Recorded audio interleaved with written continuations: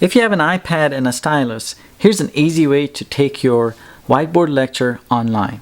I believe in asynchronous approach. That means students can view the content at any time. That means you're essentially producing video files directly on your iPad. Here's what you need. You need an iPad, a stylus, and a writing app. If you have an older generation iPad, you can use any stylus, and this approach still works. But I prefer the Apple Pencil because it's a breeze to use. To write, I prefer the Notability app because once you're done recording, you can simply share the lecture notes with your students. Notability offers different ways of taking notes and highlighting. You can even point to things that you're talking about. To record what you're writing, use the built-in function on your iPad. Go to Settings, Control Center, add Screen Recording within Customize Controls. This places a record icon on your control center. As soon as you tap, you're ready to record.